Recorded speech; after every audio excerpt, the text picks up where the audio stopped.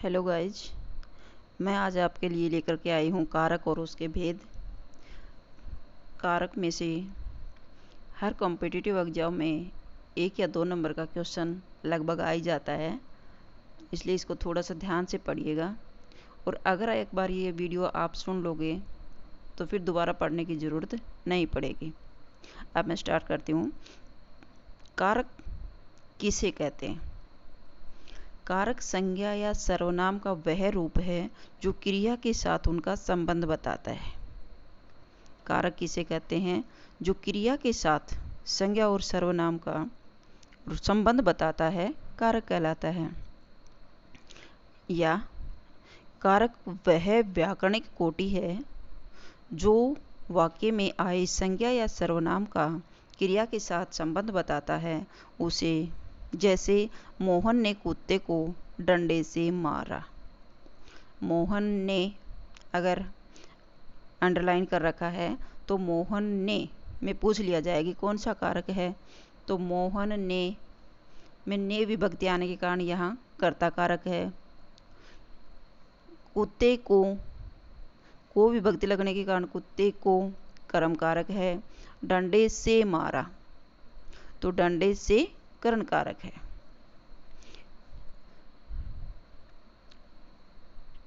Next, कारक के भेद। कारक के 8 भेद होते हैं। कारक के 8 भेद होते हैं और साथ में उनकी विभक्तियां दी गई हैं। एक बार पढ़ते ही अच्छे से याद हो जाएगा। कर्ता कारक ने अथवा बिना किसी चिन्ह के वह क्या आ जाता है, जैसे मोहन ने खाना खाया, या फिर बिना का चिन्ह के भी आ सकता है, मोहन खाना खा रहा है। तो मोहन ने या फिर अकेला मोहन, ये क्या है? कर्ता कारक है, करने वाला है। नेक्स्ट है कर्म कारक की विभक्ति होती है को। करण कारक से के द्वारा या फिर के साथ। संबंध कारक को के लिए, अपादान कारक से अलग करने के लिए। करण कारक में से साधन का काम करता है और अपादान कारक में से अलग करने का काम करता है। संबंध कारक में का, के, की, रा, रे, री, नानी, ने। अधिकरण कारक है में, पर, पे। में, पर विभक्ति कारक हैं और कभी कभी एग्जामिनर पे भी सेंटेंस में देकर के कभी कभी पूछ लेता है, तो ये भी थोड़ा सा ध्यान में रखिएगा, वरना ज़्यादातर में और पर ही अधिकरण कारक में प्रयोग किया जाता है। नेक्स्ट, संबोधन कारक। अरे, रे, ओ, अरी, री, हे और संबोधन चिन्ह लगा हुआ मिलता है। नेक्स्ट, कर्ता कारक। कर्ता कारक किसे कहते हैं? कर्ता शब्द का अर्थ है करने वाला। कर्ता कारक करने वाला, कर्ता होता है करने वाला। कर्ता कारक क्रिया को करने वाला होता है। कर्ता कारक में ने विभक्ति लगती है या कोई चिन्ह नहीं भी लगता। जैसे बच्चे खेल रहे हैं तो इसमें कोई विभक्ति नहीं प्रयोग की गई, लेकिन बच्चे क्या हैं? कर्ता हैं, का काम करने वाले हैं, इसलिए कर्ता कारक हैं। पिताजी ने खाना नहीं खाया, पिताजी ने विभक्ति लगने के कारण पिताजी कर्ता कारक हैं। बच्चों ने खाना खा लिया तो कर्ता कारक में ने का प्रयोग किया जाता है और कहीं कहीं कोई भी चिन्ह नहीं लगता है।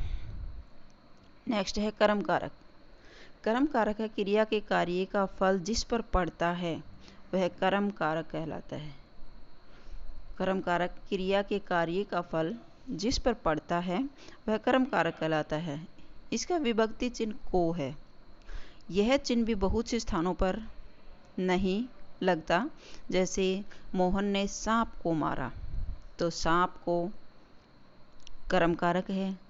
उसने पत्थर लिखा तो यह विभक्ति चिन्ह नहीं दिया गया, फिर भी पत्थर क्या है? कर्म है। रावण ने रावण को मारा, रावण को कर्म कारक है। नेक्स्ट है करण कारक। करण कारक। करण कारक किसे कहते हैं? संज्ञा आदि शब्दों के जिस रूप से क्रिया के करने के साधन का बोध होता है या जिसकी सहायता से कार्य संपन्न होता है वह करण कारक कहलाता है। संज्ञा आदि शब्दों के जिस रूप से क्रिया के करने का साधन का बोध होता है या फिर जिसकी सहायता से कार्य संपन्न होता है करण कारक कहलाता है। इसकी विभक्ति चिन्ह है से, के द्वारा, के साथ। जैसे बालक गेंद से खेलता है तो से का प्रयोग यहाँ साथ में खेलने का काम कर रहा है, तो यहाँ करण कारक है। अर्जुन ने जयद्रथ को बाण से मारा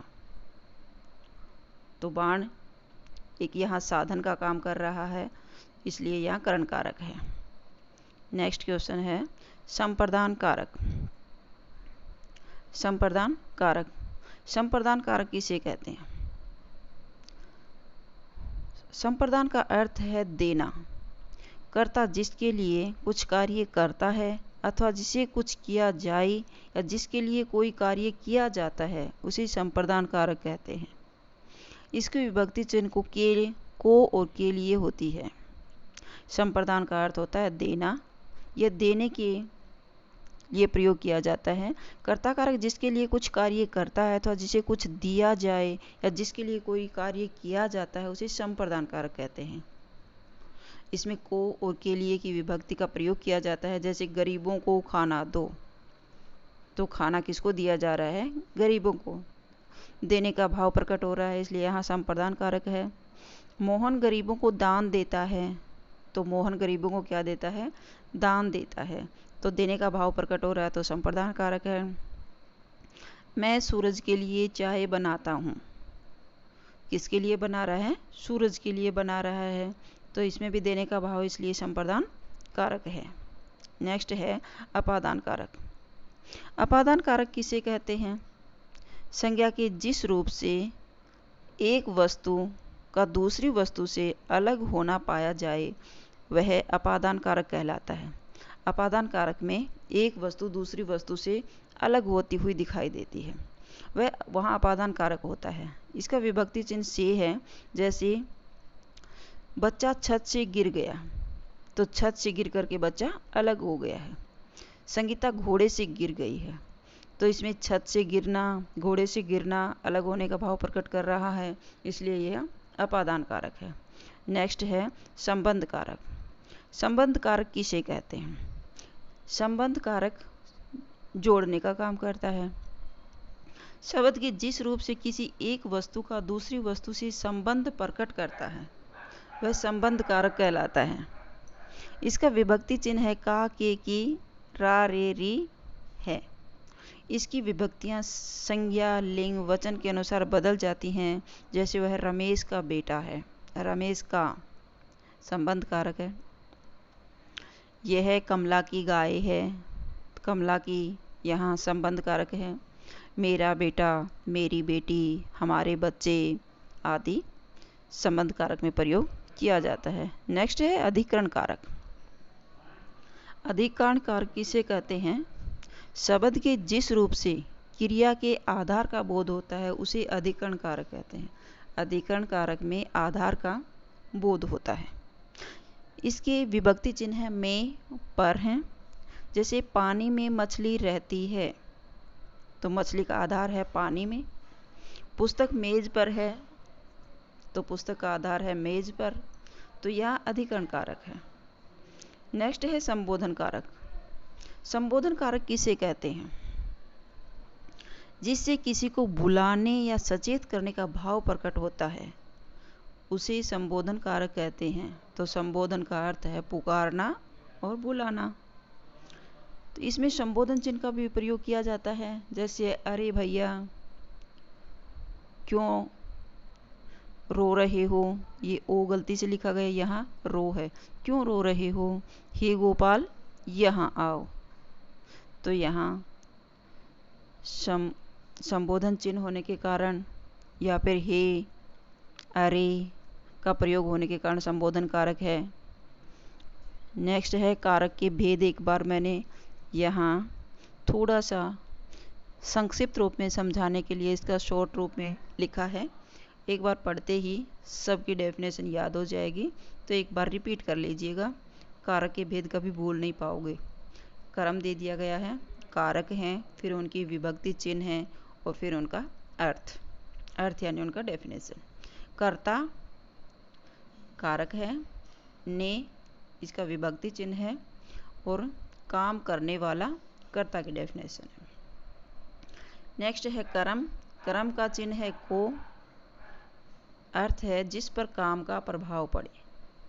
करण का चिन्ह हो गया से के द्वारा, विभक्ति चिन्ह है जिसके द्वारा कर्ता काम करता है। नेक्स्ट है संप्रदान, इसकी विभक्ति चिन्ह है को के लिए। संप्रदान जिसके लिए किया जाता है, क्रिया की जाती है, संप्रदान कारक कहलाता है। अपादान विभक्ति चिन्ह से, जो अलग करने का काम करती है और उसका अर्थ है जिससे अलगाव हो। नेक्स्ट है संबंध कारक, का की के रा री रे, इसके कारक चिन्ह विभक्ति चिन्ह है और अर्थ है अन्य पदों से संबंध जोड़ने का काम करता है।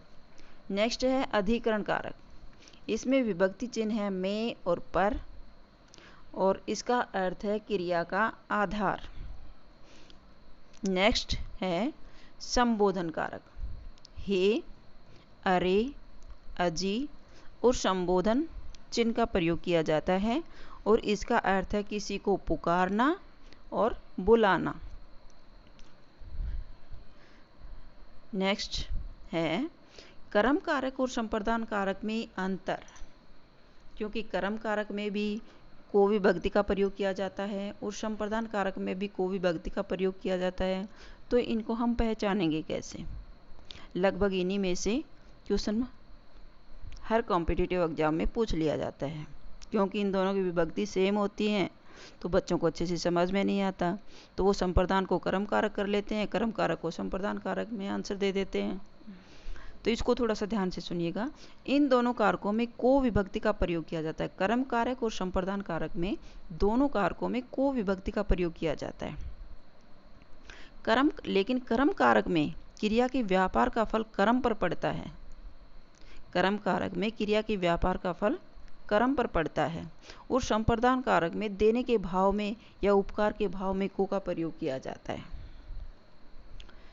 जैसे मोहन ने सांप को मारा, मोहन ने सांप को मारा, तो यहाँ है कर्म कारक, फल कर्म पर पड़ रहा है। नेक्स्ट है राजू ने रोगी को दवाई दी, तो राजू ने रोगी को दवाई देने का काम कर रहा है, तो देने का भाव प्रकट हो रहा है, तो यहाँ है संप्रदान कारक।